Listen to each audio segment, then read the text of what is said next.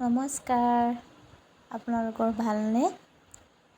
পিছে জেগাডোখৰ দেখি গম পাইছে মই গৈছিলোঁ অৰ্থাৎ যোৱাকালি মই গৈছিলোঁ মেলাত, কিন্তু ৰাতি উভতি আহোঁতে বহুত দেৰি হোৱাত মই ভিডিঅ' দিব পৰা নাছিলোঁ। সেয়া আজি দি দিওঁ ভাবিলোঁ।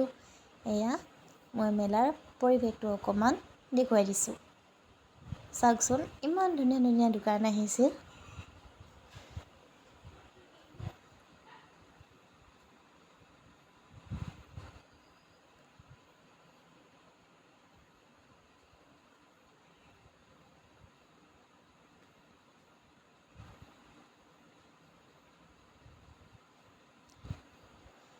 কিন্তু বেছিভাগ বস্তু মেলাত সৰু ল'ৰা ছোৱালীৰ বাবেহে আছিল। সৰু ল'ৰা ছোৱালী আহিলে বহুত এনজয় কৰিব পাৰিব।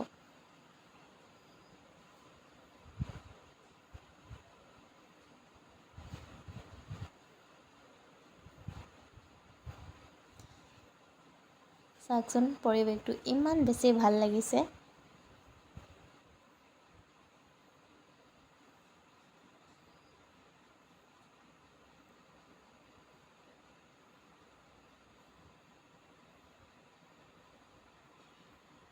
এয়া মেলাত গৈছিলোঁ মই, মা আৰু বা।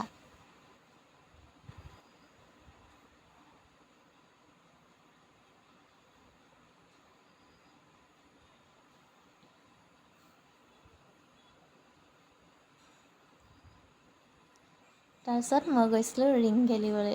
চাওক, মই একেবাৰে ৰিং নিচানা লগাব নোৱাৰিলোঁ। পইচা দি তাৰপৰা গুচি আহিলোঁ।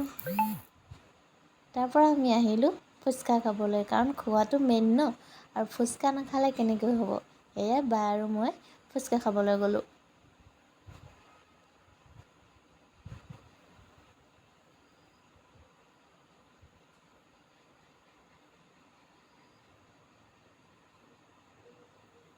ইয়াৰ ৰেডি আমাৰ ফুচকা।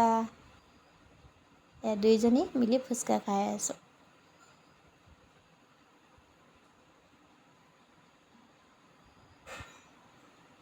তাৰপিছত আকৌ অকণমান দোকান ফালে ফুৰিব আহিলোঁ। মোক মেলাত ভাল লগা আটাইতকৈ বেছি ভাল লগা বস্তু এয়ে হৈছে যে দোকানবোৰ। মই মেলাত দোকানবোৰহে চাবলৈ যাওঁ, বস্তু কিনিবলৈ। মোক এই কামটো কৰিহে বেছি ভাল লাগে।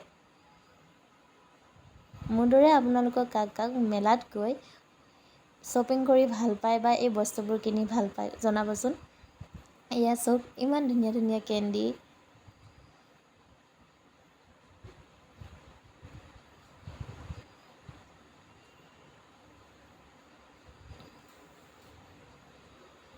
লগতে আছিল মিক্সাৰ, আচাৰ।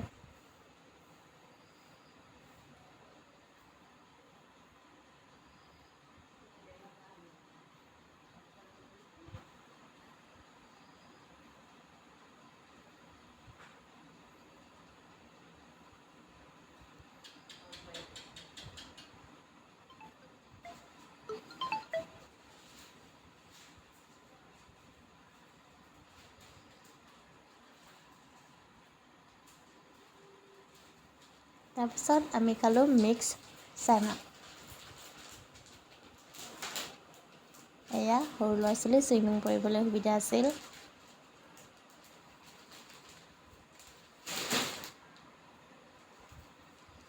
তাৰপিছত আইচক্ৰীম খাই আমি ঘৰলৈ ৰাওনা হ'লোঁ। আজিলৈ ইমানেই, বাই বাই।